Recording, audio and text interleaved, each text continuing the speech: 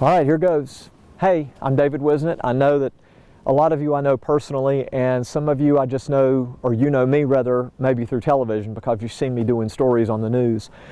I've got a story I want to present to you right now, but it's not like a TV news story, because when I do a story on the news, it's written ahead of time and I stick to my script, and it follows a particular pattern.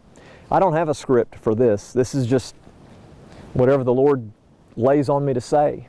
I know what my message is, I'm just not exactly sure how I'm going to get there. So I really appreciate you watching and maybe stick with me here for just a couple of minutes. It won't be very long. What were you doing 35 years ago today? 35 years ago this week? This month?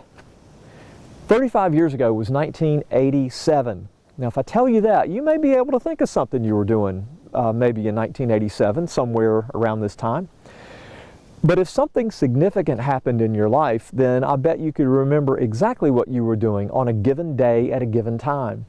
We talk about events in history like President Kennedy's assassination, or the space shuttle when Challenger blew up, or 9/11. And people always can remember exactly where they were when they heard about that event, that particular thing happening. For me, you probably already know. Some of you know this story. You know where I'm going to go with this, and I hope you'll stick with me anyway. But if you don't know, I can remember February 17th, 1987 like it was yesterday. That's because a significant event happened in my life that day. That was the day that my dad killed himself. He was working in his office, sitting at his desk. At that moment, there was nobody else in the business with him. And he took a gun out of his desk and he put it to the temple of his head and he killed himself. He didn't leave a note. If there were warning signs, I missed them, and so did everybody else in my family. Nobody suspected anything like that. That day sort of was like today in that it was really cold. The difference is there's a beautiful sun shining on me today, but that day was very, very cold, and it had been sleeting and freezing rain, and it was just gross. It was one of those raw winter days. But I don't know what my dad was thinking. I don't know what led him to decide that at that moment it had to stop. He had to end it. I just don't know to this day. And I have finally sort of given up trying to figure that out, because it doesn't matter. Ultimately, it doesn't matter. My dad's suicide is not something that's on my mind, every single day. But there aren't many days that go by that I don't think about my dad. And unfortunately, I always have to think about the way he chose to end his life. I'm going to strip it away here, because if I'm on TV, or if I see you around somewhere as one of my friends, I try to act like I'm together and cool and all that. I'm not. I'm just not.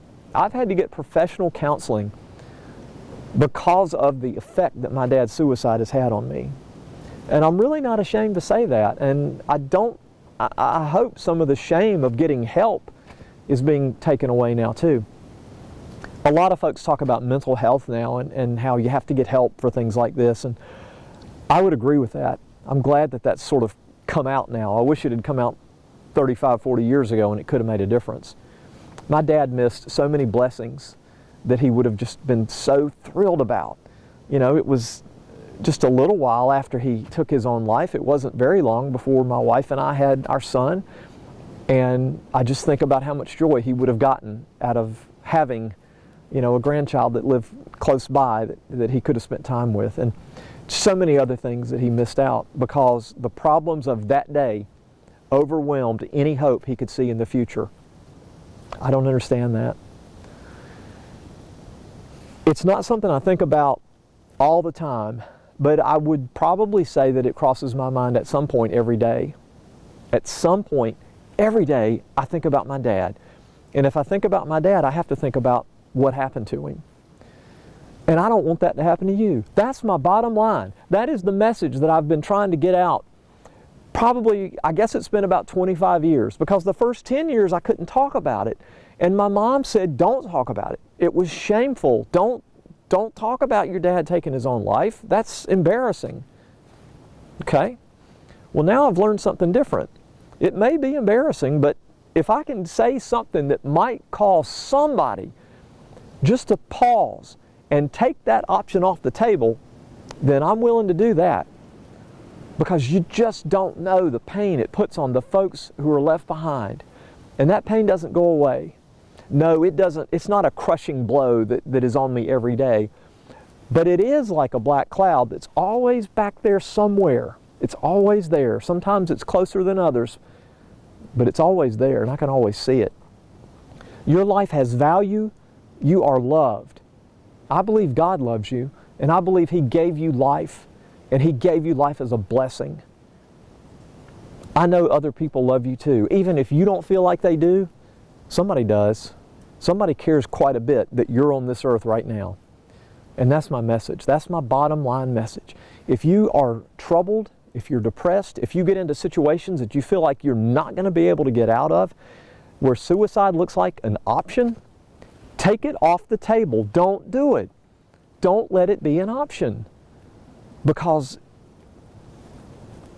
that decision made in that moment will have consequences that last for 10, 20, 35, 40, 50 years in other people's lives. And those are consequences you don't want to put on somebody that you love and somebody that you care about.